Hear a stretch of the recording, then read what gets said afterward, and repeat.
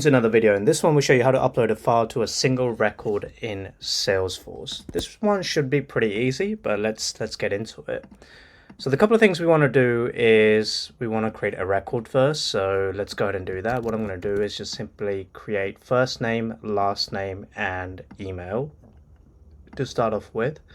So let's go ahead and do that. And we'll call this one first name, this one last name, and really it's just setting up your fields for whatever object you want to create. So I've got my first name, I've got my last name, and then finally I'm going to get my field input, which is the file field. Now tons of options here which you can obviously click on by clicking on the I. So you can decide which type of file types. If you want to do image compression, that's good to go. It will compress the image to lesser size. Tons of different options which you can see, but the basic gist is this.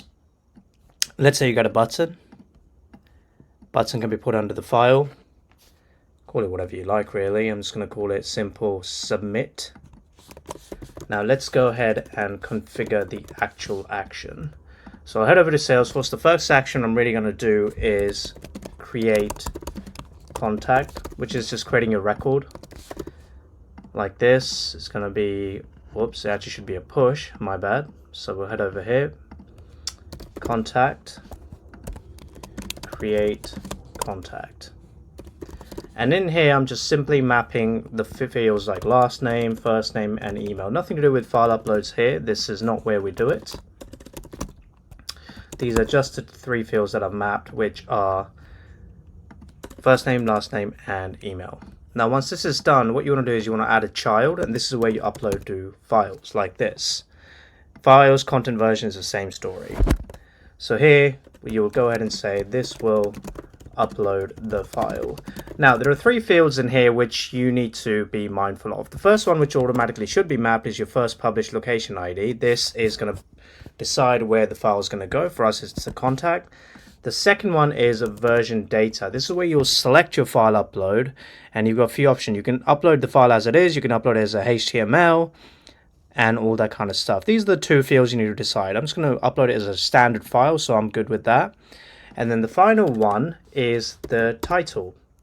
Now the title, you can just, if you choose the file here, it will take whatever title you can, what the file is that you're pushing, whatever the name of that file is, or you can give it a custom name completely, where you can say this file means that. You can even concatenate it. You can say first name file upload. Actually, let's just do first name last name file upload. It will make a lot more sense then.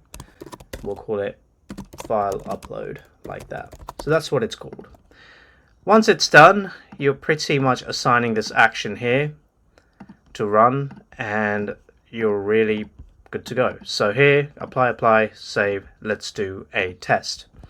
So I will call this one file upload, file at upload.com. And then I'll choose my files. I'll just choose one of the screenshots, go ahead and submit it. It's now created a record in Salesforce, hopefully. How would we know that? Well, we'll go to the integration logs, and there you go. You can see there are two IDs here. So we'll go to the contact first, because that's where the file is going to end up in. You can see the contacts created, and here is my PNG that I just uploaded into my files section.